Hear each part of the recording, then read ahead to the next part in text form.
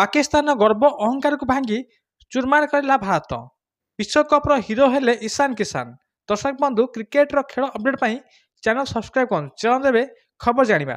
ଦର୍ଶକ ବନ୍ଧୁ ଗତକାଲି ଭାରତ ପାକିସ୍ତାନ ମଧ୍ୟରେ ଟି20 ବିଶ୍ୱକପ୍ ମ୍ୟାଚ୍ ହେଉଥିଲା, ଯେଉଁଥିରେ କି ଭାରତ ରୋମାଞ୍ଚକ ବିଜୟ କରିଛି ଏବଂ ଏକପାଖିଆ ଭାବେ ପାକିସ୍ତାନକୁ ହରାଇ ଦେଇଛି।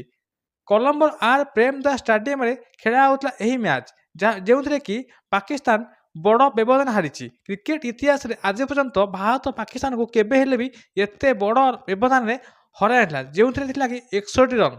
61 ରନ୍ରେ ଭାରତ ହରାଇଛି ପାକିସ୍ତାନକୁ। ଦର୍ଶକ ବନ୍ଧୁ ଟସ୍ ଜିତି ଭାରତକୁ ବ୍ୟାଟିଂ ଦେଇଥିଲା ପାକିସ୍ତାନ। ଭାରତ ପ୍ରଥମେ ବ୍ୟାଟିଂ କରି ଅଭିଷେକ ଶର୍ମାଙ୍କ ୱିକେଟ୍ ହରାଇଥିଲା।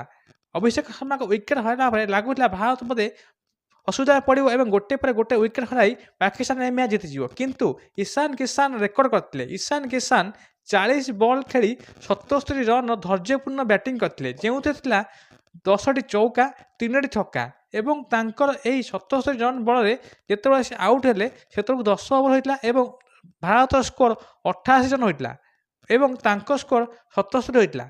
ଆଉଟ୍ ହେଲା ବେଳକୁ ଭାରତ ଏକ ମଜବୁତ ସ୍ଥିତିରେ ଛାଡ଼ି ଯାଇଥିଲେ ଭାରତକୁ ଇଶାନ କିଶାନ।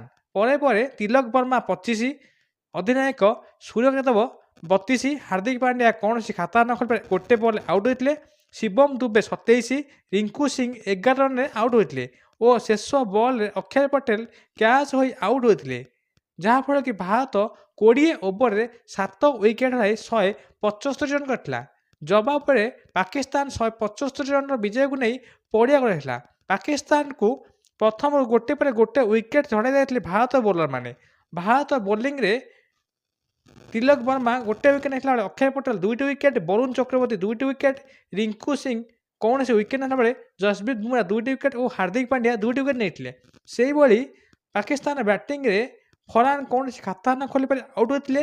CM Ayub 6 run, Salman Agha 4 run, Babar Azam 5 run, Usman Khan 44 run, Shadab Khan 14 run, Mohammad Nawaz 4 run, Faheem Ashraf 10 run, Shaheen Afridi 23 run ଓ ଉମାନ ତାରିକ, ଆବର ଅହମ୍ମଦ କୌଣସି ଖାତା ବି ଖୋଲି ପାରିନଥିଲେ।